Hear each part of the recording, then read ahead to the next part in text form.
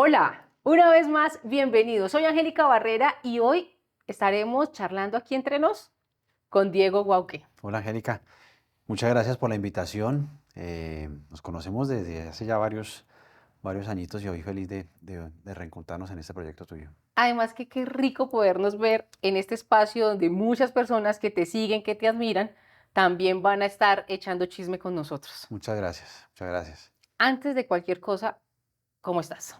Bien, bien, estoy bien, como te comentaba antes, pues uno después de que supera esta enfermedad, pues tiene que seguir con el ojo bien abierto, muy juicioso, más consciente de que lo más importante que tenemos que preservar para siempre nuestra salud. Es como nuestro principal tesoro. Entonces, muy consciente de ello, juicioso en la alimentación, en el ejercicio, en el sueño, en el estrés, con mis médicos, en mis controles. Y por fortuna, pues gracias a Dios, muy bien. Ahora, para las personas que se acaban de conectar, Diego Guauque, yo sé que ustedes nos están viendo desde diferentes países, es un reportero nato, muy conocido acá en Colombia, que hace más de un año quizás nos sorprendió con una noticia que a todos nos estremeció y es que de un día para otro descubrió un fuerte cáncer. Sí, Eso fue más o menos para épocas de fiestas, ¿no? es que es muy fácil la fecha porque fue el 1 de enero. 1 de enero de 2023. Ahí es cuando se descubre todo. Y empezó como, yo creo que como nos pasa a la mayoría de pacientes oncológicos, que como que creemos que de pronto no, que empieza con el tema de, es una masita que te detectaron, entonces uno ve una masita, y uno como que dice, bueno, de pronto la masita es Benigna. chiquitica, de pronto es benigna, pero se va uno como entrando en el túnel y uno siente la palabra cáncer, pero como que nadie ni siquiera se atreve a pronunciarla, pero uno la siente ahí retumbando en tu cabeza hasta que ya 10 días después, no, ni siquiera 10 días después, 13 días después, porque fue el 13 de enero de 2023 cuando ya las biopsias y los exámenes me dijeron que sí tenía un cáncer. Pero, ¿dónde está ubicado Pues exactamente? era una cosa muy extraña porque no es un cáncer de los que uno estaba usualmente acostumbrado a oír. Era una cosa que se llama un sarcoma. Ujú. ¿Qué es un sarcoma, doctor? Y después el nombre, porque ese es el apellido, leiomyosarcoma en el retroperitoneo. O sea, era un total trabalenguas que yo al principio evidentemente no entendía, no sabía, no entendía la magnitud. Pero pues obviamente hoy sé exactamente qué es eso. Es un tumor y es muy difícil de tratar porque, como te digo, estaba en el retroperitoneo, que es como ¿Dónde el, queda? el sótano del cuerpo humano donde están alojados varios de los órganos más importantes. Ahí está el riñón, vena cava, duodeno, O sea, como páncreas. que convergen ahí todos. Sí, y este sarcoma estaba atenazado a todos esos órganos. Entonces es como el cirujano que quiere sacar o extraer, extirpar un sarcoma, pues no puede entrar así de una porque arranca y lastima los otros órganos que Mm. son vitales, tú no puedes vivir sin ellos. Entonces esa era la gran complejidad en el caso mío. ¿Cómo carajos vamos a extirpar este sarcoma sin lesionar los otros órganos? Eso siempre fue un gran chicharrón y por eso la primera cirugía no se pudo hacer nada, porque O sea, abrieron me abrieron a y mí, ya. me hicieron cirugía a los 20 días después de estar en la clínica y ya lo vieron de frente. Era más difícil de lo que se lo habían imaginado en los propios imágenes que me hacían a mí y dijeron, no se puede. Entonces, abrieron y tuvieron que volver a cerrar. Porque dijeron, no, esto no se puede sacar de esa manera. Entonces ahí es cuando yo digo, bueno, entonces, ¿qué ¿Quién se hacemos? enteró primero? ¿Tú o tu esposa? Yo creo que no fue al tiempo. O sea, les dijeron, el resultado Sí, fue porque este. Aleja siempre estaba conmigo, Aleja y mi esposa siempre estábamos los dos juntos y yo tengo ese momento muy claro, porque además tengo todas las fechas y todo muy claro, porque además lo hicimos después en un libro, entonces, y el libro es una forma de diario, entonces ahí está todo y por eso te decía yo que eso fue el 13 de enero de 2023, eso fue un viernes 13, hasta Mm. la fecha macabra y todo, y recuerdo perfectamente, estábamos a la expectativa de lo que nos dijeran los médicos. Estábamos en la habitación, uno dice, bueno, ¿y cómo le anuncian a uno que tiene un cáncer? ¿Será que lo llaman a una junta con médicos o a una sala especial? ¿Llaman? ¿Qué? Estábamos ahí, estábamos por la mañana, ese viernes 13 viendo televisión. Cada llamada que sonaba que entraba a la habitación, Mm. madre, ¿qué será? ¿Qué nos dirán? Y hasta que de un momento a otro apareció la doctora, la médica que me estaba observando durante esos días, y tan pronto ella ingresó a la sala, pues claro, nosotros volteamos a mirarla y solamente por su lenguaje no verbal nosotros, pues somos periodistas de televisión. Entonces yo dije, no, no viene con buenas noticias. Entró cabizbaja, con sus manos metidas dentro de la bata, andar cansino, pausadita, y me dijo, Diego, sí, tienes un sarcoma. Y yo dije, "No, pues sí, ya sabía", pero además yo lo presentía mucho, Angie, porque lo que yo sentía, el dolor tan tremendo que yo sentía, que fue lo que me llevó a mí a la clínica, yo decía, este dolor no, nunca había tenido un dolor tan fuerte en la No, vida. no Entonces yo fue que decía, algo me cayó mal. sí, yo decía, esto no puede ser algo benigno. Yo como que en el fondo tenía como que esa sensación, ese presentimiento de que no podía ser algo difícil, fácil. ¿Y qué sentiste en ese instante? Es decir, cuando tú la ves entrar, tú empiezas a identificar y dices, esta señora no me trae buenas Mm. noticias. ¿Qué experimentabas? Eh, pues en ese momento mi sensación fue como de protección hacia mi esposa, porque ella se me derrumbó ahí. Aleja siempre había sido, o siempre es la positiva, la que me decía los mensajes, no, eso no va a ser un cáncer, tiene sentido, ¿por qué te va a dar eso? Te has cuidado en ejercicio, alimentación, hasta uno le mete el tema espiritual, eres una buena persona, pero eso no tiene nada que ver con el cáncer. Entonces ella como que, eso fue un mazazo muy fuerte para ella. Toda su esperanza, toda su expectativa, todo su positivismo como que ¡pam! Chocó. Entonces yo realmente lo que traté de hacer fue como de auxiliarla. Ella cayó acá en mi hombro y de una vez sentí el saco, tenía un saquito, pues que comenzó a empaparse de sus Mm. lágrimas. Y ahí yo me volví cambiamos de roles, porque yo siempre he sido como más escéptico, más negativo. Entonces yo ahí en ese momento le dije, no, tranquila. Pero lo decías de Yo se dientes lo, para afuera. yo se lo dije a ella porque ya estaba derrumbada. Le dije, no, tranquila, esto lo sacamos adelante, no te preocupes. No sé si era lo que yo estaba sintiendo realmente en ese momento, pero sí era lo que estaba expresándole, porque mi objetivo en este momento era que ella no se me derrumbara, que no cayera. No quería lastimarla porque tú sabes que tú estás lesionando a tu familia todo el mundo está a la expectativa y eso es otra de las cosas que tiene el cáncer, la enfermedad, que todo el mundo está preocupado, angustiado por culpa de uno sin que uno tenga la culpa. Y Eso te iba a decir, o sea, que te sentías en algo culpable claro, por el dolor de tus seres queridos. claro, claro, eso pasa. Uno dice, mi mamá está así destruida, pues por culpa mía, mi papá, mi hija, mi esposa principalmente, mis hermanos. Y eso es otra cosa que el paciente oncológico tiene, ese es otro piano que uno tiene que cargar. Cuando tú escuchas que es que tu mamá no está haciendo lo que hacía antes porque todos los días tiene que venir a la clínica, tu papá lo mismo, tu esposa la ves más delgada porque está preocupada por ti, porque todos los cuidados llegan es a uno y como que se olvidan de su cuidador. No puede hacer las mismas actividades para su vida laboral por un instante, pese a que estaba de forma virtual. Entonces uno dice, miércoles, por ¿Y mi qué culpa. puedo hacer? Impotencia, me imagino que era lo que Sí, sentías, porque claro. como... Entonces creo que es la impotencia mía y la impotencia de ellos, porque tampoco pueden hacer mayor cosa por uno, porque esa es otra de las cosas que también tiene esta enfermedad. Todo el mundo quisiera hacer algo, pero nadie lo puede hacer.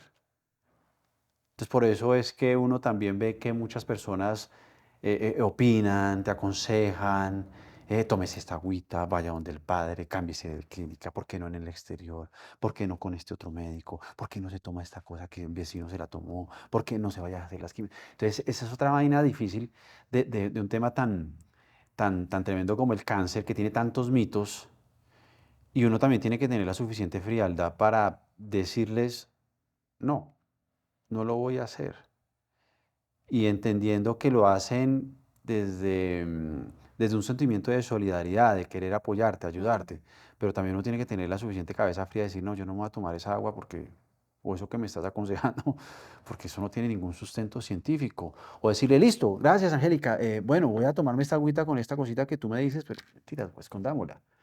Porque no quiero herirte tampoco a ti porque tú me lo estás Por diciendo porque ejemplo, me ¿qué, quieres apoyar. qué remedio así No, casero pues rechazaste y dijiste, una no, no vez, es para volver? una vez una cosa de escorpión de no sé qué. Eh, y uno escucha, pues yo no llegué a esos puntos, pues uno escucha que el veneno de la serpiente, que la sangre de chulo, eso es verdad. Y eso mucha gente acude a esos temas. Lo que pasa es que pues, yo no llego a eso porque yo desde un principio entendí que lo que uno tiene que hacer es volverse como el mejor amigo de su oncólogo, de su médico, y consultarle a él todo. Oiga, doc, me dicen que tengo que comerme todos los días guanábana. ¿Eso es verdad? Pues, Diego, eso no hay un sustento. Yo veo 18 pacientes al día distintos. Entonces, ¿qué hago? Me dijo, no, yo no lo haría. Doc, me dicen que la quimio me puede hacer esto o no me la tomo. Pues, Diego, en tu caso es la única salida. Te va a cascar fuertemente, pero listo. Entonces yo Es creo que confiar en él. confiar y contarle a él. Yo después cuando estaba en lo del libro y los entrevistaba, yo por ejemplo le preguntaba, Doc, ¿cuántos pacientes que usted tiene hacen cosas a escondidas de usted? Me dice, Diego, de 10 5. Que se De están... los que medio se alcanza a enterar, porque si es a Es que escondida, eso se alcanzan a enterar después porque los exámenes reflejan eso. ¿Sí me entiendes? Entonces puede que tú, que claro, porque el médico, listo, listo, vamos a revisar, porque las quimios evidentemente es un proceso muy fuerte, pero después hay unos exámenes que van a evaluar qué tanto efecto tuvieron las quimios en ti. Y uno siempre espera que el tumor empiece a reducirse gracias a las quimios. Entonces siempre va a llegar como el examen, la evaluación. Y la evaluación no es oral, la evaluación es física. Y él va a el examinar. cuerpo no Claro, miente. el cuerpo no miente. Entonces él puede decir, claro, el tumor me decía él. Sí, sí, Pero no sí. fue mi caso. Me decía, oiga, Diego, sí. O el paciente, oiga, señora Gertrudis, le tengo una buena noticia. El tumor se está reduciendo gracias a las quimios. Se redujo en un 20%. Ay, doctor, bendiciones. Pero no entiendo por qué el hígado está presentando esto. Ah, ¿Por ok. qué el riñón tiene esto? Cuénteme la verdad, señora Gertrudis. ¿Usted estaba tomando otra cosa? No, doctor, yo no estaba haciendo eso. Doña Gertrudis, un riñón no se lesiona o no presenta esto que está presentando por algo. Cuénteme la verdad. Doctor, sí, lo que pasa es que a mí me recomendaron que me tomara esto y no Lo sé que qué. quiere decir, Diego, es que a Claro, veces uno en medio de ese desespero mm, termina generando daños en claro. otras partes del cuerpo. Sí, y esa es la palabra, desespero. Uno puede decir, pero ¿cómo eres de bruto? ¿Cómo eres de ignorante Mm. de tomarte eso? Pero yo en este recorrido pues conocí muchos pacientes y a veces acuden también porque es el desespero de que, bueno, no te está funcionando esto, no te funcionó la cirugía, no te funcionó la quimio, pues bueno, pues me tomo la sangre hasta de chulo porque es mi desespero y les cobran por esas cosas y les sacan y los...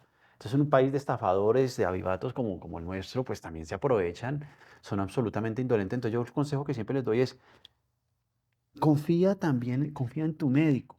O también están los otros que se pasan a la otra punta de la esquina y es solamente la parte religiosa. Mira que yo un día estaba saliendo de la quimio. O sea, esperan literalmente el milagro que suceda. Sí, y yo, claro, esto tiene un componente grande de Dios, pero complementémoslo. O sea, Ayúdate que yo te ayudaré, como dicen. no solamente es Dios, esto es un tema de ciencia, de médicos, de familia, de mentalidad, creo que son varios componentes. Y entonces, volviendo a la anécdota, yo salgo un día de la quimio, todo cascado, vuelto una nada, y pues como era el paciente más famoso en la clínica, entonces me saludaban bastante. Entonces salió un señor, Dieguito, vente, Mm. no sé qué, va a entrar a donde el médico. Y, y, y sale él con una botella grande de agua.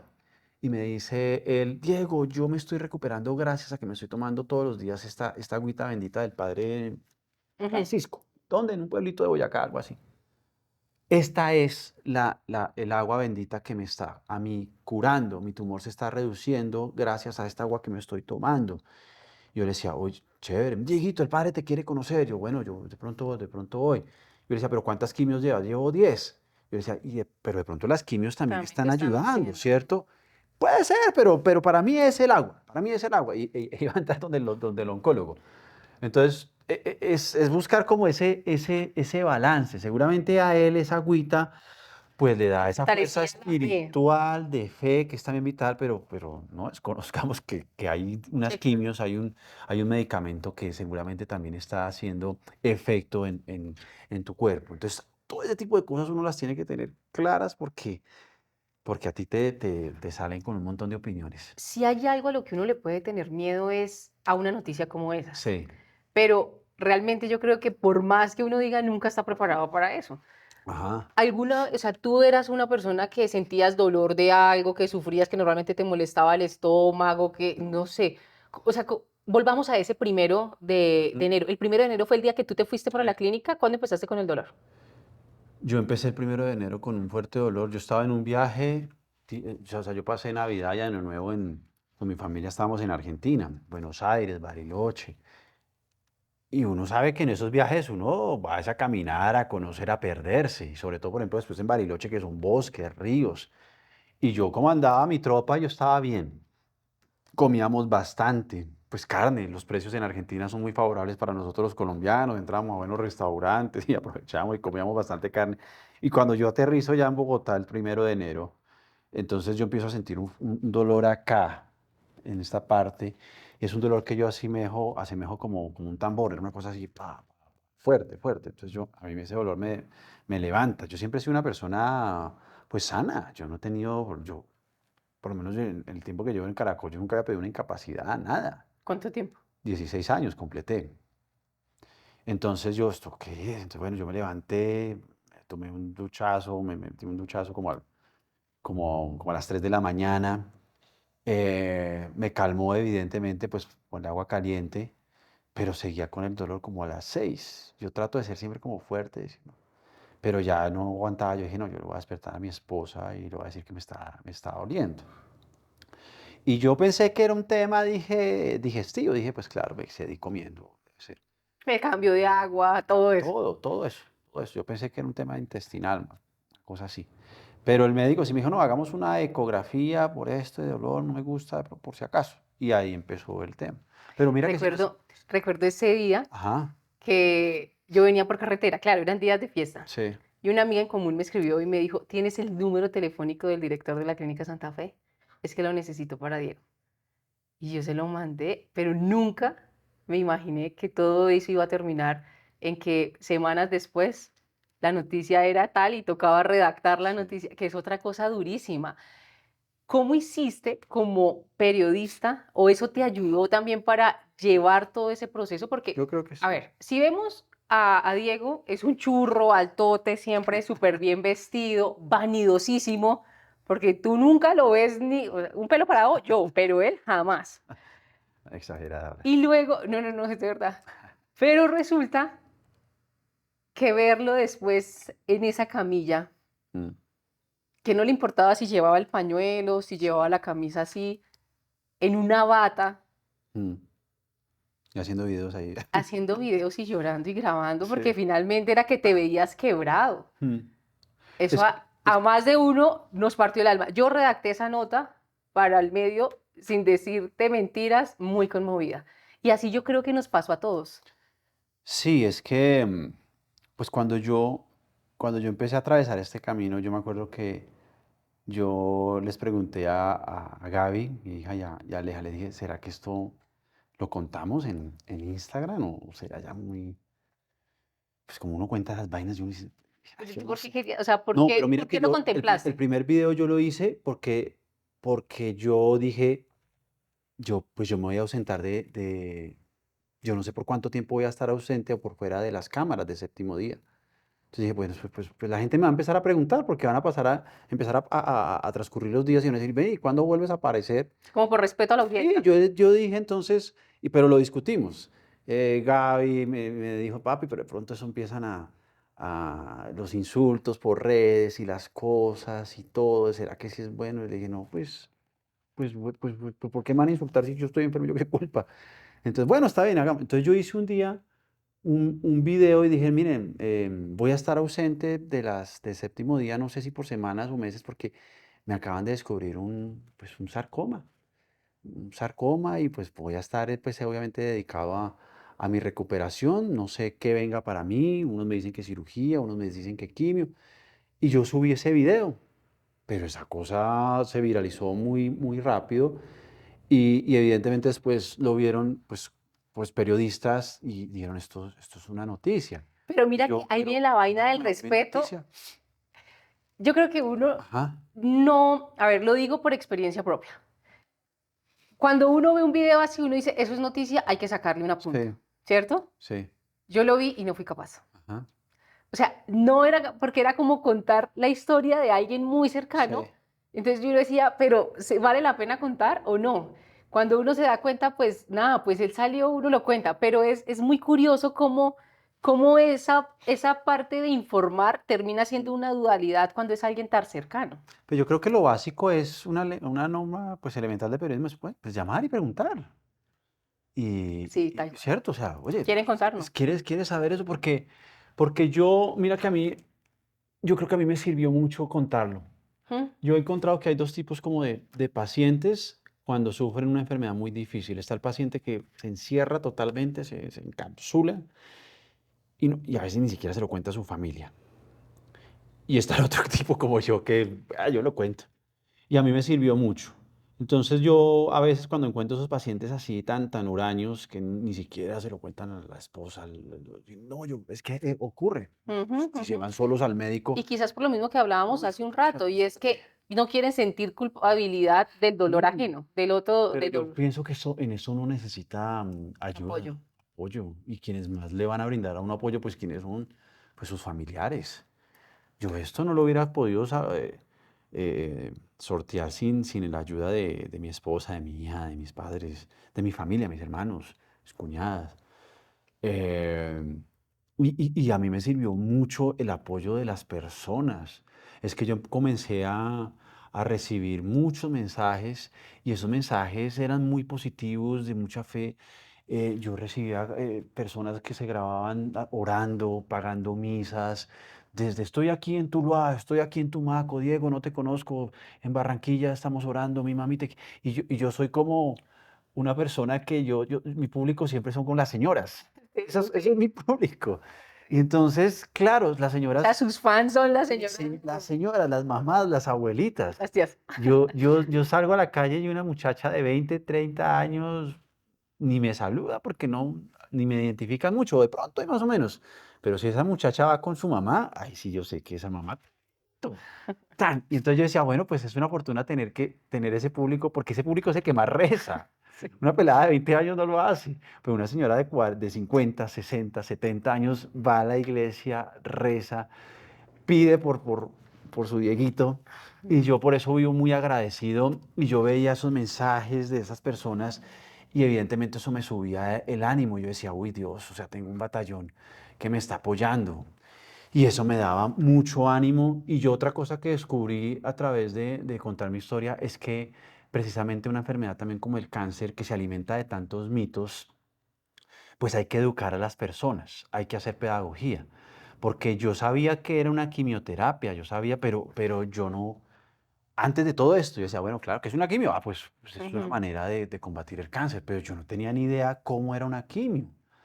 Yo no sabía, yo dije, bueno, una quimio es que una vaina radioactiva y que te ponen y te dan ¿qué? Unos choques eléctricos. ¿O qué? Entonces yo dije, oye, yo que soy periodista, que he entrevistado a pacientes de cáncer, yo no he llegado hasta ese punto.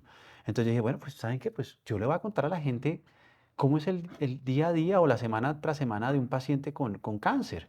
Cómo es una cirugía, qué siente uno, qué siente la familia, cómo es una quimioterapia. Y yo grababa eso, y decía, miren, esta bolsa está roja, mucha incandescente aquí, me la van a aplicar. Bueno, pues bueno, eso le servirá a las personas para que sepan cómo se despierta uno al siguiente día después de una quimio, qué siente. Y la gente respondía, pero me mostraba sobre todo, pues lo que tú decías en un comienzo, pues como un paciente frágil, como un hombre que está luchando, débil, Como un ser humano cualquiera, Diego. exacto, que tiene sentimientos, que llora, que está frustrado, que le da rabia. Pero creo que lo que más le gustaba a la gente era ver que a pesar de toda esa cantidad de obstáculos, creo que siempre tenía yo esa llamita de esperanza viva. Y eso le sirve mucho a la gente. Y creo que eso es una reflexión hasta para nosotros los reporteros que siempre nos acostumbramos como a contar solamente los dramas, las tragedias y nos enfocamos en eso como noticia. Y entiende uno que la gente no solamente requiere ese tipo de historias, sino también le gustan mucho las historias que le brindan Esperanza. esperanza, fe. Y por eso la gente miraba y decía, mucha Diego se mejoró, Y es que lo le tuyo es un sirvió. milagro, ¿no, Diego? Uy, yo creo que sí, porque es que, pues bueno, yo no sé si milagro, esa palabra me parece como tan... Pero lo suyo fue un milagro. Yo creo que la palabra milagro de pronto puede caber cuando las quimios tuvieron efecto dentro del tumor.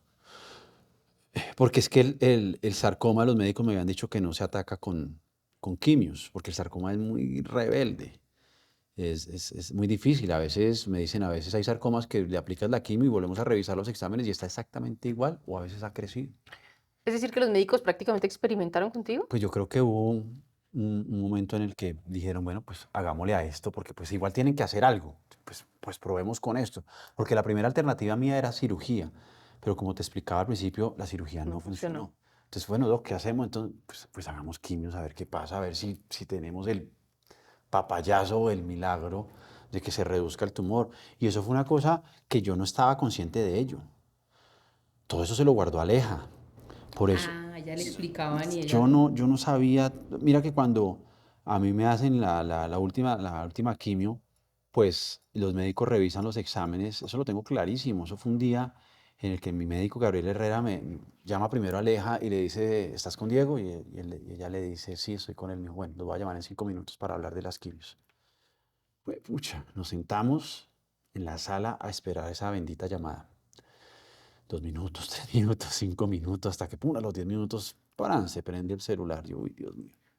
Me ponemos en altavoz. Hola, Aleja, ¿estás con Diego? Sí, Doc, yo estoy aquí con ella. Bueno, tengo los resultados de la quimio. Yo, uy, Dios mío, ¿qué me irá a decir? El doc dice, tengo buenas noticias. Y yo, uy, Dios mío, ¿qué será? Me dijo, el tumor se redujo en un 27%.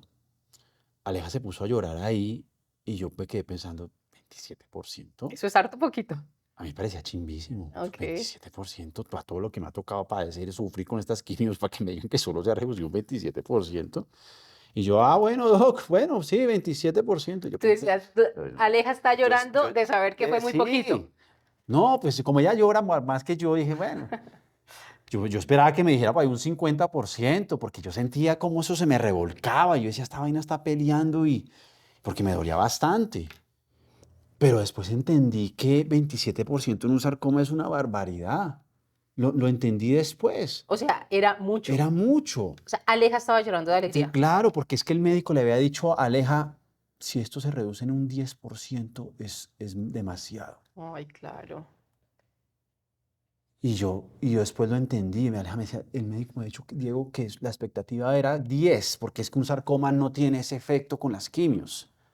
Y no solamente eso, sino que se desprendió del duodeno, de una parte del duodeno. O sea, lo debilitaron y atacaron. Ay, sí, hicieron Entonces, cirugía. entonces, entonces, claro, el médico dice, hay que entrar a cirugía cuanto antes, Diego. Yo, ay, carajo, otra vez a cirugía. La cirugía duele muchísimo. No, no como tal la cirugía, sino el post. Mm. Yo, bueno, pues, doc, sí. ¿Cuándo? ¿Qué? ¿O por qué no seguimos haciendo quimios, doc, para reducirlo más? Me dijo, no, porque eso no se sabe, Diego, si la quimio tenga ese efecto. O sea, ya que dio Ya papaya, dio el papayazo, tenemos un 27, entremos ya a cirugía. Yo no te puedo garantizar que en un mes ese tumor siga igual, puede crecer así le metamos otras 2 quimios, Diego. Bueno, doc. Entramos entonces a cirugía, otra vez pues súper asustados, pero yo sabía que de todas maneras yo no iba a salir invicto de esa cirugía. Entonces yo entro a cirugía nuevamente como a los 8 días en mayo, 29 de mayo, pero yo tenía el presentimiento que, o sea, me decían, pues podemos quitarte el páncreas, duodeno, vena cava o riñón. Y yo, ¿y para qué sirve el páncreas? ¿Y para qué sirve el duodeno? Yo no tengo ni idea de eso. Yo decía, "Bueno, eso me lo explicaron como en octavo grado allá en biología, pero yo para qué sé, o sea, que uno puede vivir sin páncreas. ¿Va?". Entonces, yo entendí, dije, no, yo creo que los médicos siempre le pintan a uno como el panorama más difícil por si las cosas se complican. Pero yo dije, yo creo que sí, el riñón sí me lo van a quitar. Y dije, bueno, pero uno puede vivir sin riñón. Sí, hay personas de hecho que nacen sin riñón. Sí, Hay un otra, riñón. hay Ujú. otra cosa que se llama la vena cava, que es la que te comunica la cosa como el cerebro, las extremidades, para que tú te puedas mover. Me dijeron, a la vena cava te la van a intervenir. ¿Por qué? Porque igual el sarcoma estaba ahí, entonces es como si estuviera ahí y estuviera agarrado todavía al páncreas, al duodeno, al Bueno, riñón. pero ¿y si intervenían la vena No, cava, pues es que la cirugía ahí mía ya fue muy corría berraca. riesgo Es que a mí de... me la intervinieron, es decir, me tuvieron que cortar un pedacito de la vena cava, o sea, cuando arrancan el sarcoma, tienen que llevarse ese pedacito, ese hilito, porque la vena cava es un hilito muy Ok. delgadito. Entonces arrancan y se tienen que llevar la vena cava, ese pedacito, y entonces, ¿qué pasa? Entonces tienen que ellos entrar de inmediato con otro hilito, conectar enseguida para que siga fluyendo la sangre. Entonces es quitarle, pero de inmediato. Entonces tiene que ser un médico ni el berraco para que haga eso, cure eso, deje eso bien quietecito. Y el riñón también me lo sacaron. Entonces yo sabía que yo no iba a seguir como antes. De todas maneras, uno cuando tiene cáncer siempre se lleva algo, yo creo.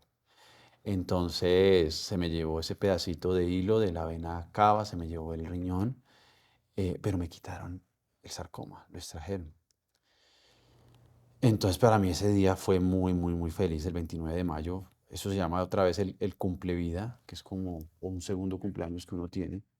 Y mi cumplevida, yo tengo mi cumpleaños el 9 de abril y mi cumplevida es el 29 de mayo, porque es como la fecha Renacer, clave. Claro, es un renacimiento, es como Dios diciendo, bueno, te reseteo. naces otro y naces otra vez ese día. Entonces lo sacaron, pero igual me dijeron, pero todavía falta. Yo, pero ¿cómo así que falta? Me dijo, sí, tengo que hacer ahora radios. Y yo, ¿cómo así que radios? Sí, porque Diego, porque eso puede quedar regado, celulitas de eso que no se alcancen a ver, entonces nos toca seguir con tratamiento. Entonces me metieron a 34 radioterapias. Todos los días tenía que ir a que me hicieran radio para que seguir quemando, quemando, quemando, quemando, por si acaso.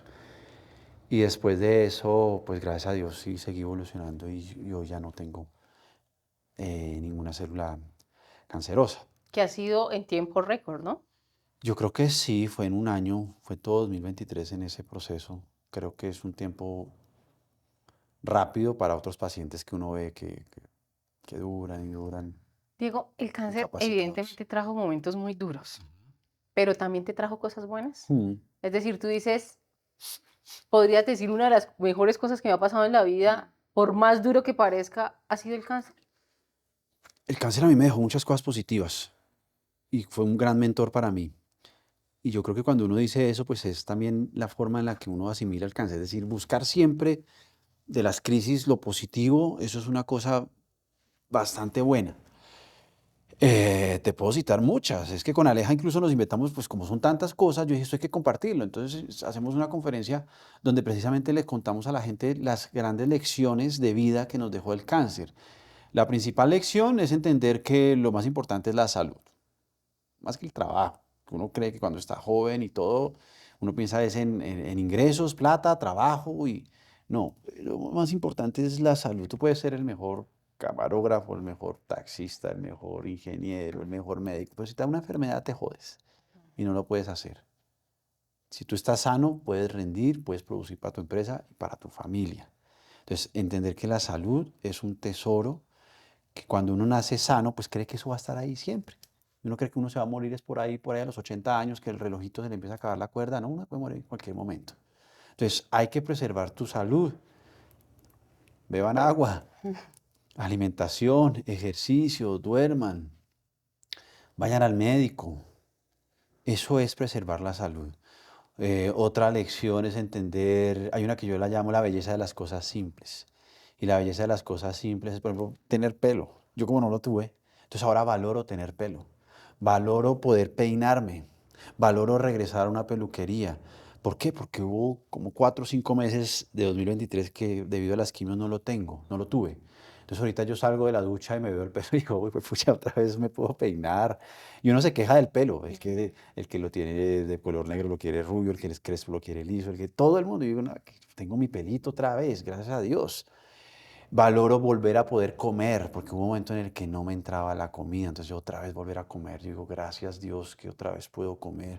Valoro volver a dormir de medio lado, porque como mis cirugías eran de corte abdominal, entonces dormía sentado o así, entonces otra vez volver a dormir de medio de lado, en cucharita al lado de mi esposa. Eso para mí eso es una bendición. Valoro poder volver a caminar, porque yo caminaba como un viejito, porque esas cirugías me dejaban envuelto una nada. Yo digo ahí en el libro, yo era un signo de interrogación. ¿Por qué? Porque caminaba así doblado, porque hacer esto, uy, me martirizaba bastante. Entonces era tratar de siempre de enderezarme. Entonces yo era como así, caminaba así, trataba de hacer mis ejercicios, pero no solamente era que me veía como un signo de interrogación, sino que era un signo de interrogación para la gente. ¿Por qué? Porque era decir, ¿qué va a pasar con Diego? ¿Va a seguir viviendo? ¿Va a llegar a su cumpleaños? ¿El tratamiento le va a funcionar? ¿Cómo va a llegar al cumpleaños de su hija? ¿Las quimios? ¿Las cirugías? Es decir, era un Oye, montón de preguntas. Entonces yo era un signo de interrogación tanto en la forma como en el fondo. ¿en algún momento pensaste que no ibas a poder? ¿Que no Ma- ibas a llegar al cumpleaños de tu hija? No sé si, no creo que hasta ese punto, pero uno sí piensa en la muerte, pero por lo menos a mí cuando me dicen que tengo cáncer el 13, ¿cuándo fue? El 13 de 13 de enero, enero. pues uno empieza a preguntarse, bueno, 13 de enero, 13 de enero, ¿qué voy a estar haciendo yo en mi cumpleaños, 9 de abril, Ujú. que era como la primera fecha cercana? ¿Cómo estaré yo el 9 de abril? ¿Estaré vivo? ¿Estaré muerto? ¿Estaré en una clínica? ¿Estaré en mi casa? Y si llego al 9 de abril, ¿cómo estaré el 12 de mayo, que es el cumpleaños de mi hija? Llegaré. Y enseguida es el Día de la Madre. Eh, no, y ni siquiera todo antes de eso, el 22 de enero era el cumpleaños de mi esposa, o sea, eran los 10 días. O sea, uno como que, yo por lo menos siempre iba diciendo, bueno, ¿cómo voy llegando yo a estas fechas? ¿Alcanzaré? Entonces, bueno, llegaba el 22 de enero y decía, bueno, Dios, gracias que estoy celebrando el cumpleaños de mi esposa y al día siguiente era mi cirugía, pero bueno, estamos celebrándolo aquí, entre comillas. Gracias Dios porque llegó el 9 de abril, todavía estoy aquí, vuelto una nada porque estaba en plenas quimios, pero gracias Dios porque me diste esa nueva oportunidad. Llegó el 12 de mayo, llegó el Día de la Madre, llegó el Día del Padre, y así poco a poco, hasta en el fútbol pensaba, decía, bueno, Millonarios va a llegar al título a mitad de Es que año, usted está, voy a ver a mi equipo campeón, ¿o Diego no? está acostumbrado a tener fe en las cosas Claro. imposibles. Pero fuimos campeones, entonces Millonarios fue campeón después de ver a mi equipo campeón, todo, pues, en serio que uno piensa en eso. Pero mira que hasta el fútbol, los libros, las películas me servían a mí de distracción, porque uno entra en una monotonía pues muy harta, todo el día preguntando, cansa. Entonces yo decía, bueno, por lo menos hoy hay Champions League, hoy hay fútbol, hoy juega Colombia, tengo un día diferente. Mira que yo tengo una anécdota ahí también que cuento en el libro que yo estaba en plenas quimios y jugaba Millonarios y yo todo mi día era programado para ver mi partido. Jugaba Millonarios nuevamente en Ibagué con Cataño, que iba a reaparecer en Ibagué. Y yo desde las 9 de la mañana estaba pendiente de mi partido. Carajo, el partido, las alineaciones, el partido era como a las 5 de la tarde. Y yo ahí pendiente del partido. Y yo solo pensaba en el partido y eso me ayudaba porque se me olvidaba que me dolían las cosas porque pensaba en el fútbol, en Millonarios. Y cuando va a empezar el partido, ese día ocurrió una cosa rarísima. Como era un jugador que jugaba antes en el Tolima y ahora con Ujú. Millonarios, entonces la hinchada del Tolima estaba furiosa con ese jugador, con Cataño. Y de repente sale un gordo inmundo de la tribuna y le mete un patadón a ese jugador, a Cataño, y Cataño se devuelve y le mete un patadón al tipo ese. Y entonces, ¿qué hizo el árbitro? Suspendió el partido. Y yo, no, güey, mi partido todo el día esperando el partido y lo suspendieron. Entonces yo cuando grito, no, Aleja y Gabriela pensaron que es que era un dolor mío. ¿Qué pasó? ¿Qué dolor te está dando? Y yo, no, suspendieron el partido. Yo todo... Jodas, hombre. Y yo, pues que era mi partido, yo estaba pendiente, o sea, mi día era mi partido y este tipo energúmeno, cavernícola que entró a pegarle al Dañó otro, todo. se me tiró mi día, yo todo el día lo tenía programado. Pero todo ese tipo de cosas pues hacen que sea diferente, eh, que le cambien la rutina a un paciente con cáncer y uno dice, porque es que uno cada vez que llega la noche uno dice, bueno, Diosito, otro día me diste, gracias a Dios. Me pasó esto y esto, pero aquí estoy todavía vivo. Y obviamente cuando amanece tú te despiertas y, Dios mío, gracias a Dios amanecí con vida, porque uno dice, ¿qué tal que me complique en la noche? ¿Qué tal que me dé un dolor horrible? ¿Qué tal que a mí me da mucho temor tener que ir a la clínica? Y dije, ¿qué tal que a las 12 de la noche otra vez me pase algo y yo, mi amor, me duele esto, camine para la clínica? Entonces me levantaba y decía, bueno, otro día, ¿qué me pasará hoy? ¿Me dolerá alguna cosa? Ya como que no me estaba doliendo la cabeza, pero como que me estaba doliendo por acá. No sé qué, todos los días es un dolor distinto, pero uno le da las gracias a Dios por un día más de vida. Diego nos ha contado hasta el momento cómo ha vivido todo ese proceso del cáncer que muy seguramente ha tocado a algún familiar, algún amigo de quienes nos están viendo en este Ajá. instante. Yo creo que el libro que escribiste con Aleja muestra precisamente la realidad no solamente del paciente que siempre se roba las miradas, sino también de esos Claro. cuidadores. Sí. Y momentos como estos sirven para que uno se desahogue. De hecho, si ustedes han pasado por una situación similar o si vivieron el proceso de Diego, pues escriban en los comentarios y coméntenos cómo han vivido toda esta situación, cómo la han superado y pues también aprovechemos para agradecerle a aquellas personas que como Aleja, como tu mamá, como tu hija, pues han dado parte también de su vida para lograr sacar adelante a aquel paciente que tiene cáncer. Eh, yo sé que tú has dado muchas entrevistas sobre este tema, Diego. Y quizás ya muchas de las anécdotas las cuentas a memoria, Sí. pero yo quiero que hagamos una pausa y aquí entre nos, cuéntame si hay algo de eso que nadie todavía se ha enterado, que tú viviste quizás solito o en alguna preocupación o un momento que estuviste solo en la clínica o en fin, de esos Mm. que aún no has exteriorizado, porque yo creo que siempre uno se guarda algo. No sé qué puede ser. Es que sí, ¿verdad? Yo he contado pues muchas cosas en el libro y con lo que no he contado en entrevistas pues aparece en el libro, pero yo creo que de pronto puede ser uno de los días que más frustrantes para mí, porque yo venía, puede ser en las quimios, que que combatía y seguía combatiendo dolores. Entonces me dolía, por ejemplo, la garganta. Entonces, yo, bueno, me está doliendo la garganta, ok, me aguanto el dolor de garganta. Después en la tarde empieza un dolor de cabeza, ok, bueno, tengo dolor de garganta, dolor de cabeza. Después, o sea, hubo un día en el que yo ya me desperté como con 5 dolores y yo ya estaba desesperado. Era por efectos de las quimios, no podía entrar al baño. Es que los pacientes oncológicos nos pasan unas cosas feas, escatológicas también, que son muy duras. Entonces yo ya, o sea, a mí, yo siempre he sido muy sano, entonces tanta cosa que me daba, yo decía, esto no puede ser. Y yo no me acuerdo cuál fue el dolor que yo ya sentía, que yo ya boté una silla del comedor al piso y dije, yo no quiero saber más. La Aleja estaba ya, pobrecita, llorando, desesperada. ¿Qué hacemos? Vamos al médico. Y le dije, yo no quiero saber más de médico, ya estoy mamado, no quiero más médicos, ni que me sigan escarbando, ni más exámenes. No más, no más, no quiero más. ¿Te querías rendir? Sí, yo ya estaba mamado. Yo dije, ya no quiero más de estas vainas, no quiero. Entonces, no, llamé a mi mamá y terminé yo llorando como si fuera un niño. Mi mamá también lloraba al otro lado de la línea y yo decía, no, ya no aguanto más esto ya. Pero al final yo digo, toca seguir luchando, porque ¿qué más? O sea, no me puedo derrumbar, no puedo coger un ataúd y cerrarme, no, toca seguir luchando y tener mucha fe, pensar. Yo salía, caminaba, rezaba, hablaba con Dios, em, no dejaba de hacer ejercicio, a mí me dolía todo, pero es que yo le pregunté, por ejemplo, a los médicos que qué podía hacer yo, además del tratamiento que hacían ellos por mí, para tratar de sanarme. Yo le decía, Ujú. bueno, usted me habla de cirugías, usted habla de radio, usted me habla de quimios, pero eso no depende de mí, eso depende de usted y del cuerpo médico. Dígame qué hago yo, doctor, para tratar de ayudar en su tratamiento, en el tratamiento que usted me está fabricando en mí. Me decía, Diego, hay 3 cosas que uno puede hacer como paciente. Y de pronto esto sí nos sirve bastante. Me dijo, yo no le puedo dar a usted comida, entonces aliméntese bien. Aliméntese bien, porque eso depende de usted. Doctor, pero uno cuando tiene quimios, toda la comida le sabe a metal, a otros le sabe a madera, a otros no les entra.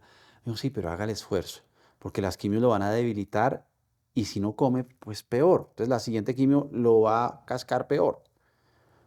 Entonces yo me sentaba a comer y así no me gustaba, mejor dicho, me acuerdo cuando era niño, me obligaba, yo decía, Antes, cuando era niño, pues tenía a mi mamá y dele, dele, dele. Y acá era yo, bueno, verduras, todo, no me entraba. Yo decía, pero me las como porque tengo que hacerlo. Después descubrimos que es mejor después de las quimios darle alimento a la persona que uno le agrade, para por lo menos que le entre comida. Después sí seguir ya con las verduras y las cosas. A mí Aleja me da muchas acelgas y espinacas y eso funciona. Otra cosa del segundo consejo que me daba el doctor era haga ejercicio. Yo decía, doctor, pero uno está muy débil. Me decía, hay que hacer ejercicio, Diego, porque por la misma razón, para que el cuerpo no se siga debilitando. Y entonces yo practicaba mi ejercicio, así estuviera vuelto una nada. Él me decía, pues no es que vaya a hacerse la media maratón, no. Pero sí es como mentalizarse y, bueno, me voy a poner la sudadera, voy a salir a tratar de hacer, caminar, hacer algunas pesitas o algo. Y es como también darle la sensación al cuerpo de que estoy peleando, soy un soldado, no me voy a dejar vencer. Entonces yo salía y me funcionaba a mí mucho porque yo llegaba y salía, tenía una cancha de fútbol, caminaba, llevaba unas pesas, flexiones, cosas. ¿Y te repetías eso? Dime, ¿Te repetías mientras hacía ejercicio tal cual un yo, soldado? sí, yo tenía un lema. Yo, por ejemplo, hacía unas pesas y cogía la mancorna y decía, una, fuera sarcoma, dos, fuera sarcoma, tres, fuera sarcoma, cuatro, fuera sarcoma. Era como mi grito de batalla, era como decirle a mi cuerpo, fuera sarcoma, vete sarcoma, vete sarcoma. A veces terminaba hasta llorando porque pues, era una lucha ya muy, o sea, no solamente física, sino mental. Es decir, tratar de hacer el ejercicio, pero también decirle al cuerpo, sácame este bicho de acá, sácamelo, sácamelo, sácamelo. Y hacía fuera sarcoma. Una vez hice un video de eso, también la gente quedaba como impactada diciendo, este más enloqueció, ¿o qué? Pero yo hacía eso.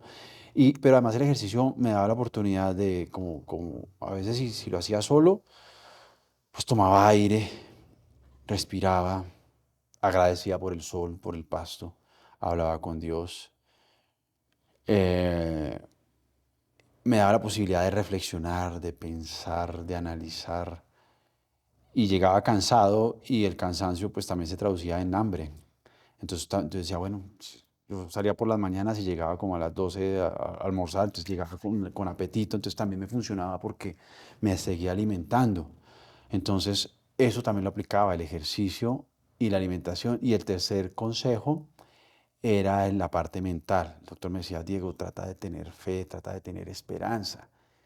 Como somos periodistas y somos escépticos, yo decía, ¿qué es? ¿Para qué, doctor? O sea, sí, porque O yo, sea, la realidad es, sí, a mí hábleme de cifras, de números, Diego, ten fe, ten esperanza. Y a mí se me metió eso, y bueno, si el doctor me lo dice, yo voy a tener esperanza. y si lo dice la ciencia.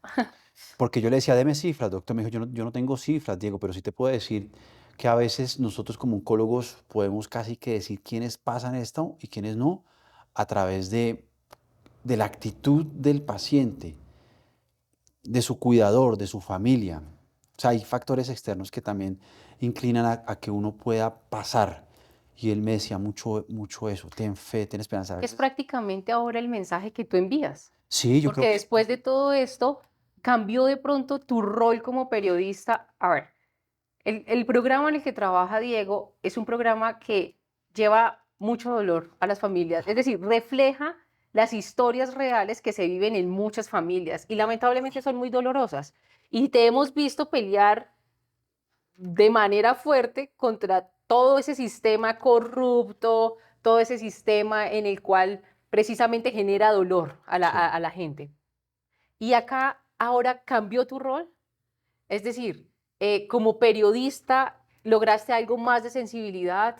¿Lograste empatía? No sé, Mm, ¿cómo cambió todo esto? El ser ahora el protagonista. Porque estábamos hablando hace un momento y me decías, es inevitable, o yo te decía, es inevitable hablar contigo y no hablar de tu historia del cáncer. Y me dices, es que fue la historia más famosa. sí, sí, sí. Yo he hecho un montón de historias. O sea, yo llevo 16 años en Séptimo Día, el programa de investigación periodística más antiguo de Colombia. Ujú.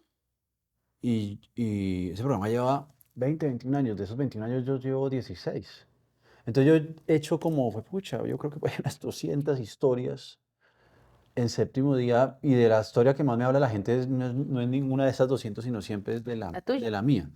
Y yo creo que esa historia es sobre todo porque tiene ese factor que tú dices, el de brindar esperanza, el de brindar fe. Eh, de que tu historia sirva como fuente de inspiración a las personas que, por ejemplo, están en una clínica, que están atravesando, o no solamente una adversidad de tipo médico, Ujú. porque es que yo sostengo que la vida de todos es un camino de obstáculos. Yo no conozco una sola persona que diga, yo viví feliz toda la vida, no me pasó nada malo. No, tarde o temprano nos pasan cosas difíciles.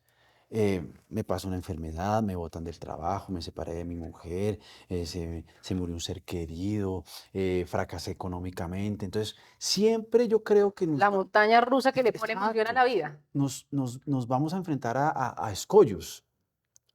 Y la diferencia es cómo uno enfrenta ese tipo de escollos, de adversidades, porque siempre nos va a llegar a algo.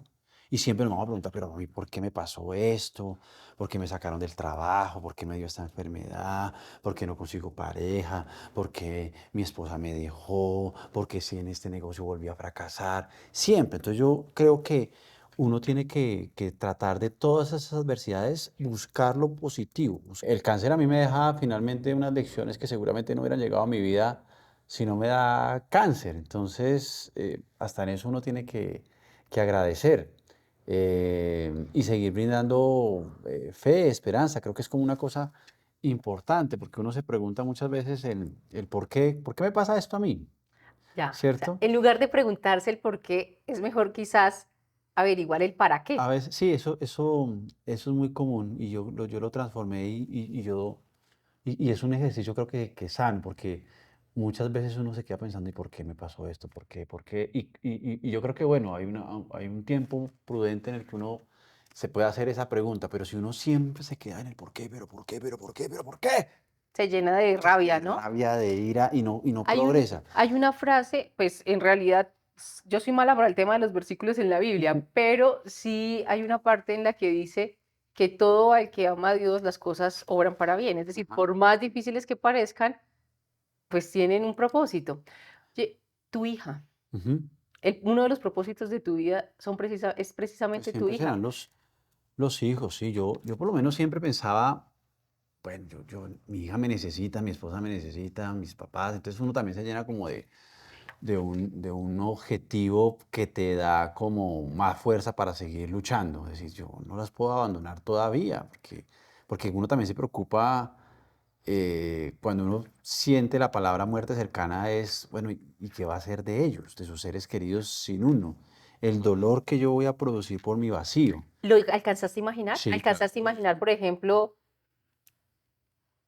cómo sería mi mamá recibiendo esta Sí, noticia? ¿Cómo sí, sí, sí. Es sería? que, es que yo creo que, ahora yo creo que uno se tiene que preparar para esa noticia, porque es que la muerte nos va a llegar. Y uno no habla de la muerte porque cree que si uno habla de la muerte, La trae más rápido. la invoca, uy, va a llegar. Uno no habla del cáncer precisamente porque cree que de esa manera te Ujú. va a caer. Por eso también vivimos en la ignorancia en frente a estas enfermedades. Pero la muerte nos va a llegar. Yo por lo menos me preparé para la muerte y creo que eso es un ejercicio que uno debería hacer. Prepararse para la muerte en cosas como, bueno, tengo un seguro de vida, qué va a pasar con mis órganos. Cosas tan sencillas como decir, oye, si me llego a morir y mi esposa va a sacar plata, ni siquiera puede sacar plata de mi tarjeta de débito porque no conoce mi clave. O sea, cosas que... Entonces yo llegué y dije, bueno, pues sabes qué, armé un archivo de Word con la cantidad de claves que uno tiene para, para hacerle más fácil la vida a los demás. O sea, dije, bueno, hasta de las redes sociales, digo, bueno, estas son mis cuentas, estas son mis claves, todo, yo le dejé ahí escrito todo. En los ahorros, bueno, si tengo yo un ahorro y está esa plata a nombre mío, mi esposa la puede sacar, señor del banco. Sí, claro, tiene que hacer un proceso de sucesión. Y, uy, ¿cómo así eso suena a una pesadilla? O sea, ella no tiene, no lo puede hacer. Entonces, ¿qué hago? No, pues pase más bien eso a nombre de los dos. Entonces, todo ese tipo de cosas yo las tengo ya como más claras Y porque en serio, yo, cada vez que pasabas esa lista y le decías a Aleja o a tu mamá o a tu hija, mira, estas son las indicaciones, ¿cómo asumían ellas ese momento? pues no les gusta mucho seguramente, porque, pero yo soy como muy realista, digo, pues es que igual nos va a ocurrir. Nos va a ocurrir y uno se puede morir en cualquier momento. Entonces yo creo que también hay que estar preparados para ese momento y disfrutar el día a día, que es otra de las lecciones, disfrutar el día a día. es importante. Disfrutar el día a día es cosas tan sencillas como reencontrarse con los amigos, porque yo creo que nos la pasamos, sobre todo en tiempos de redes sociales. Oiga, ¿cuándo almorzamos? Sí, es solo ¿Cierto? haciendo planes. Todos nos la pasamos. Listo, la otra semana fijo, listo, fijo, fijo. Y llega ese día, nadie llamó, o si llama el otro dice, estoy trabajando, estoy no sé qué. Entonces, para mí, yo trato ahora siempre de tener una cita o algo, de decir, "Sí, pero nos vemos. Pero es que tengo que almorzar". Le dije, pues entonces, es que tengo que trabajar. Bueno, pues igual tienes que almorzar. Ni Bueno, siquiera pero ya yo, escucharon ustedes también, y eso es una yo, lección que nos aplica claro, claro, absolutamente a porque todos. yo voy hasta su oficina si quiere y almorzamos, nos vemos el fin de semana. No, es que mi papá está enfermo. Bueno, pues nos vemos entonces en la clínica con su papá o algo, porque es que uno no sabe, ¿verdad? Yo creo que a mí me visitaban mucho porque decían, "Diego se va a morir de pronto", y no lo alcancé a ver, pues por lo menos lo visité. ¿Cuántas personas lo visitaron No, en ese pues momento? muchas. Después de que salió eso, ¿con cuántas se ha vuelto a ver? No, yo creo que trato de verme con las mismas personas porque además es otra de las lecciones que me deja a mí el cáncer. Ok. Es que yo sigo y sumando, sumando lecciones. Otra de las grandes lecciones es entender quién es mi vida. O sea, yo puedo hacer, la enfermedad me dio a mí el poder visual de saber quiénes estuvieron, quiénes no estuvieron, quiénes estuvieron así, tanto, así, así, Ujú. así, así. Entonces yo hoy sé quién es quién en mi vida. El cáncer es un colador de amistades y hasta de familiares. Tú sabes muy bien porque además es una enfermedad que es muy larga. Entonces uno dice, al término del año, uno dice, bueno, podemos hacer un balance. Esta persona solamente apareció con esto y era tan cercana a mí. Bueno, pues chévere saber que no era lo que yo pensaba. O al revés, oye, ese señor que yo entrevistaba en Chinchina Caldas hace 10 años y tan lindo todos los días, me escribía a mí o te escribía a ti, a mi esposa, me mandó un día un ramo de flores, me mandó que es que un pescadito, una persona me dice, tan bonita esa persona que solamente vi una vez. Entonces, por eso te digo que yo sé ahorita quién es quién en mi vida. Ujú. El cáncer no solamente acaba con el cuerpo humano de la persona que lo pueda padecer, sino que acaba relaciones. A mí muchas personas, muchos amigos me decían, uy, hermano, yo no sé si mi esposa tendría todo ese calibre que ha tenido Aleja durante un año aguantando todo esto. Yo creo que mi esposa o mi matrimonio no hubiera Increíble, ¿no? resistido. Pasa, y lo veo después cuando hablo con los pacientes, y sí, me recuperé, y ve, ¿qué pasó con tu esposa? No, pues finalmente nos separamos. Ve, ¿y qué pasó con el trabajo? No, me despidieron. Ve, o sea, ese tipo de situaciones ocurren también. El cáncer es tan fuerte que lesiona las relaciones, ¿no? El esposo se separó de la esposa, el señor no volvió a saber de la hija porque me prefirió irse. Eso pasa también. Ustedes se También fortalecieron como familia. yo creo que sí, sí, sí. Yo, sobre todo con mi esposa, decimos, bueno, superamos esto, estamos muy, muy, muy fuertes. Por eso yo también, yo soy un partidario 1A del matrimonio, yo soy un defensor del matrimonio, de la esposa. Eh, y suena raro porque este país es súper machista y acá todos celebramos el berraco es el que es soltero y el que tiene 7 mujeres. No, y el compromiso cada vez más legítimo. Sí, no, para mí el matrimonio es sagrado, es una bendición tener una compañera de vida, porque cuando tú te enfermas, digamos como una edad mía, como la mía, pues ¿Cuántos años realmente tiene? 45, 45 para todas las seguidoras. el, el, pero el chicharrón grande, pues le cayó fue a mi esposa. Uno de los hijos siempre los trata de proteger hasta en las últimas cosas, entonces exigirle a un hijo que esté ahí pendiente de uno, no.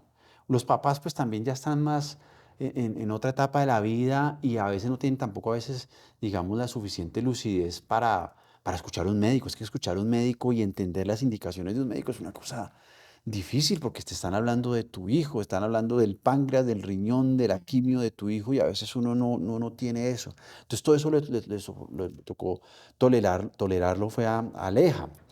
Entonces vuelvo al tema cuando yo veo a amigos míos como de mi edad y todavía están como muy gocetas en la vida, le digo, "Jue pucha, o sea, a ti te llega a dar una enfermedad, ¿quién te va a cuidar, hermano?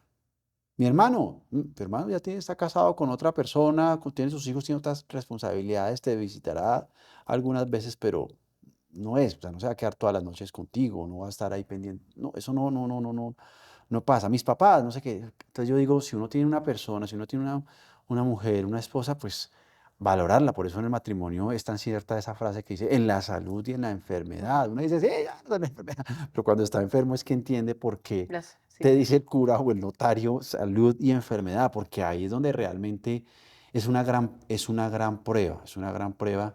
Y por eso siempre yo vivo agradecido con mi esposa, porque le tocó un año muy, muy, muy complicado, pues a toda la familia, pero principalmente La a, carga cayó a en ella. ella, a ella, claro. El síndrome del cuidador no Y es a, una mentira y que es y a propósito, como un Aleja mito. es una de esas segundas oportunidades que te da la vida, Sí, ¿no? claro. Porque quienes han seguido la historia amorosa de Diego, pues han conocido que eh, tuvo una relación seria antes de que llegara Aleja. Sí, Y se conocieron fue en medio del trabajo. Pues hablemos de esos temas tan románticos también. sí, yo pienso que uno tiene derecho a equivocarse y a rehacer su vida. Cada vez yo creo que es más común encontrar parejas que se separaron y por eso cada vez es más común encontrar la figura de la madrastra, del padrastro. Yo, por ejemplo, le decía a mi hija, siempre le pregunta a uno a los hijos, ¿tú cómo crees que serías como mamá? ¿Tú cómo crees que serías como papá? Y suena tan bonito así. Yo le dije, ¿tú cómo crees que serías como madrastra? ¿Por qué, pa? De pronto, ¿qué tal que el amor de tu vida sea una persona, un señor, un joven que ya haya tenido un hijo de otra relación? ¿Cómo te pasó a ti? Claro, o sea, ser madrastra, ser padrastro, me parece que es pucha, un gesto tan lindo, es querer como a una persona que no nació de ti, pero adoptarlo como tu propio hijo. Eso es un gesto, porque el papá y la mamá, pues nos toca, digamos, querer a nuestro hijo porque nacimos con él, lo tenemos, pero a la madrastra y el padrastro no, como le toca a Aleja, y acoger a mi hija y darle ese amor, ese cariño, convertirse en el día a día en su otra mamá. Eso es un gesto muy bonito. Entonces yo por eso a veces le decía a Gaby, ¿y qué tal que te toque ser madrastra? Uy, jue chica, sé que ¿Y qué querrías dijo? tanto. No me respondió, se quedó como que, sí, dije, de pronto tú te enamoras de un señor que se llama Ricardo y Ricardo tiene un niño de 2 añitos Oye, Diego, y ¿cuántos luego, años tenía Gabriela ¿mejor que Aleja? cuando te separaste? Cuando me separé, Gaby ya tenía como 7 añitos, 6, 7 ¿Y quién añitos. se quedó con ella? ¿Tú?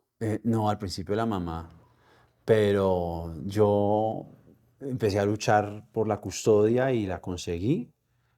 Digamos que también en un acuerdo con la mamá por unas circunstancias, entonces Gaby queda conmigo, de hecho pues está conmigo desde esa edad, ¿Desde qué? ¿Desde los 7? No, desde más o menos los... 7, 8 años, porque es una cuestión, es un Con, proceso largo, tú difícil. solo, una niña y con un trabajo de reportero en el que, hay que decirlo, hay que viajar por Mm, todo lado, muchos días no duermes en la casa, sí. es una niña. Pues es que yo empecé, digamos, gracias a que entra Aleja a mi vida, es cuando también yo decido, precisamente por esas razones que tú argumentas, dijo, pues eh, voy a velar para que la custodia de Gaba quede conmigo. Porque sí, uno soltero me hubiera quedado muy difícil, pues por más que siempre he tenido el apoyo de mis papás. Pero es cuando yo vuelvo a edificar otro hogar, otra unión, otro matrimonio, yo digo, yo creo que podemos tener a Gaby. Y con Gaby siempre, gracias a Dios, hemos tenido una muy linda relación. Y también ella, ahí ya también pesa mucho la decisión de los niños. Y ella también al final decide también que quiere estar más tiempo con su papá, porque al principio era un tema como compartido, pero al final dijimos, déjamela a mí siempre, tranquila. Y mi ex esposa, pues también le pasó una serie de circunstancias y vemos como que entre los dos que sí, la decisión era más sana en ese momento de estar con Gaby y se fue acostumbrando y quedó siempre ya Gaby conmigo, con Aleja. Y vivimos muy, muy felices, vivimos muy felices. Eh, son mi vida, mi vida. Yo soy una persona muy, muy hogareña. Y siempre trato pues es de estar con ella, de compartir todos esos momentos. Pero llegó la pandemia y a mí me afectó mucho en el tema social porque desde que yo comparta con mi hija y con mi esposa, Lo tienes todo. sí, yo no, entonces no fue tan difícil. Y soy muy bendecido porque tengo una hija muy linda, muy tierna, un ser absolutamente dulce y acompañada ¿Ya siempre por cuántos su... años tiene? Uy, Gaby, es que yo fui papá a los 25, entonces Gaby ya tiene 20. Eh, pero es una niña muy tierna. Yo le digo, sigo diciendo niña cuando es más grande que tú, porque además es grandísima. Pero siempre será mi niña que protegeré, que trataré de educar, sobre todo desde el ejemplo. Yo creo que a todos nos pasa que cuando tomamos decisiones en medio de la crianza, uno se pregunta, ¿será que lo estoy haciendo bien? ¿Será que lo estoy haciendo mal? Mamá, papá, hice esto, porque es que uno nunca le enseñan a ser papá, ¿no? Uno Mm. aprende ahí sobre el camino y se equivoca uno muchas veces, y más cuando tú vienes de una separación y todo, que eso también es tan difícil. Por eso cuando yo hablo de obstáculos, de escollos, no solamente me refiero al Al tema de salud. cáncer, Mm. sino son cosas que yo he ido superando y yo creo que también me han ido fortaleciendo. Pelear una custodia es muy difícil, separarse es muy difícil, trabajar en un programa como Séptimo Día también tiene momentos difíciles, Que es algo que quiero pero te tocar, dan a ti porque también ese músculo para soportar situaciones cuando viene como un cáncer. Bueno, ya estoy acostumbrado a ciertos chicharrones y, y de pronto por eso también lo pude sacar adelante. es que te hemos visto incluso con armas en la cabeza prácticamente. A ti Sí, te ha han pasado. atacado en medio de tu labor periodística de una manera grande y sigues en eso. O sea, después de todo esto que te ha pasado, de ese 29 de mayo en el que volviste a sobrevivir, ¿sí? O sea, seguiste con todo este tema de las denuncias, luchando pues por toda esta sociedad que muchas veces no es escuchada. Soy más cauto, más consciente de mi seguridad, de mi salud. Yo siempre le digo a mi jefe, a Manuel, le digo, tengo pavor de regresar a una clínica.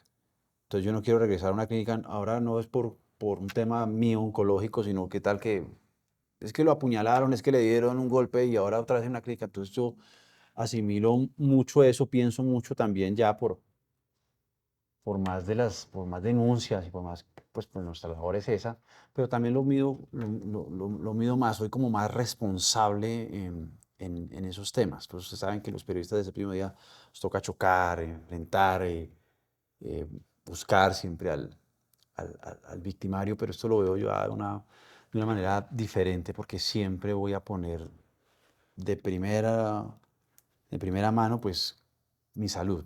Ninguna nota puede estar por encima de mi salud.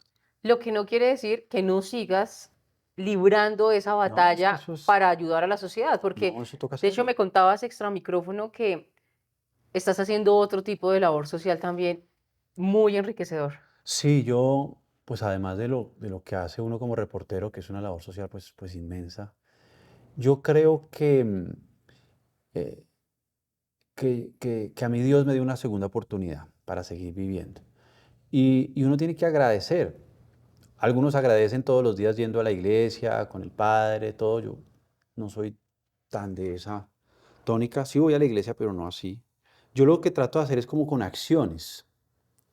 Entonces, pues como me volví un referente en temas de salud y en temas de enfermedades que me escriben muchas personas, entonces lo que yo trato a veces de hacer es como aprovechando los seguidores que tengo, esa comunidad que pude armar, de decirle a esa comunidad, oye, descubrí una persona que tiene este dolor, esta enfermedad, que está sufriendo por esto.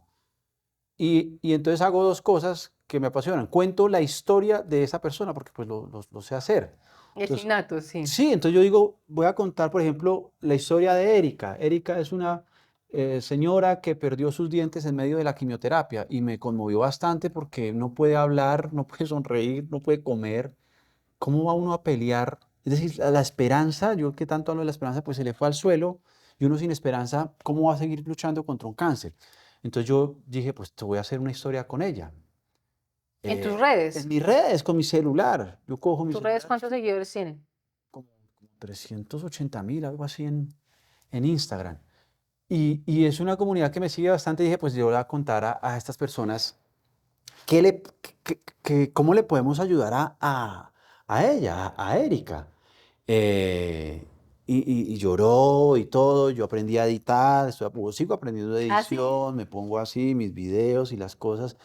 Pues yo sé contar una historia porque llevo mucho tiempo contando historias, entonces sé musicalizar, sé escribir. Entonces todo ese conocimiento que yo tengo, pues lo llevo para contar de la mejor manera, de la más profesional, la que conmueva y conecte más a mi audiencia, a mis seguidores, con ese personaje que yo les estoy presentando. Y resultó muy chévere porque, por ejemplo, arranqué con ella y tenía después como 15 odontólogos que levantaron la mano y dijeron, yo le pongo los dientes a ella, yo le pongo los dientes. Entonces nos Que dimos ahí es como donde el... uno se da cuenta que hay mucha gente que Hay mucha también está gente, buscando ayudar, pero no sabe cómo. hay mucha gente muy, muy bonita en este país que tiene ese sentimiento de ayuda. Nos dimos el lujo o Erika se dio el lujo de mirar y escoger el odontólogo que mejor le dio buena espina, el que mejor le cayó. Y ese médico estaba era en Cali, y le tocó irse a Cali y duró casi como un mes y regresó con sus dientes. Y el fin de semana estuvo en mi casa y me mostraba sus dientes, pues yo ya la había visto por redes y por fotos y videos, pero una cosa era verla así y que te pongan a ti otra vez tus dientes, pues evidentemente eso te da otra vez la fuerza Mm. para pelear contra una enfermedad tan difícil como el cáncer. Entonces ella como tiene otra vez dientes y como es vendedora, entonces otra vez puede hablar con sus clientes de una manera natural, con fuerza, Con vivaz, confianza. con confianza, porque imagínate uno sin dientes, o sea, si yo no tuviera dientes, pues yo no estaría dando una entrevista como esta, porque pues, Sí, está es chupala. acabarlo. Entonces otra vez, Diego, tengo mis sábanas, Diego, voy a volver a vender, Diego, no sé qué. Y yo me quedo, digo, ese es como, ¿yo qué recibo con eso? Pues nada, pero quedo contento. Yo creo que cuando uno hace una acción bonita, cuando tú ves la sonrisa de otra persona, pues igual eso como que te llena a ti ¿Te el sientes alma. útil? Sí, se siente uno útil, se siente uno chévere, bonito de haberle ayudado a esa persona a transformar. Ahorita hicimos con otra señora que necesitaba una silla de ruedas para su mamá que tiene un Alzheimer tremendo y está en una situación. Y yo sé que las personas que me siguen lo pueden hacer y listo, le conseguimos la silla. Entonces hay unos casos que uno puede ayudarle y es como mi forma de agradecerle a Dios que me siguió, que me permitió seguir viviendo. Y ese es el otro enfoque que estoy dándole como a mi vida, aparte de mi periodismo. Y ahí ustedes se dan cuenta que definitivamente cada uno, desde el rol que desempeñemos, podemos ser útiles a la sociedad. Sí, Podemos, así como él cuenta sus historias, podemos también, desde el rol que hagamos, ayudar a alguien. Y eso me parece que es muy bonito y que me parece muy bonito de las lecciones del cáncer y de las lecciones de vida que no necesariamente, me imagino, tenemos que pasar por una situación tan difícil para lograr entenderlo. O sea, desde ya podríamos empezar a hacer algo para cambiar lo difícil de alguien más. sí, Diego, charlar contigo siempre va a ser una delicia, muchas gracias. pero ya creo que ya se nos Creo está que acabando. Nuestra medida es el vasito de agua. ya estamos poquito a poco, sí, creo que nos excedimos de tiempo, ¿no? No, pero igual siempre rico. Y la muestra es que la gente se queda conectada, compartiendo, comentando, porque precisamente eso es lo que nos va a ayudar a enriquecer y a que testimonios como el tuyo pues se vuelvan virales, no por una cosa diferente, a que ayudan a cambiar vidas. Sí, sí, yo creo que esa es como otra de las misiones mías, el para qué.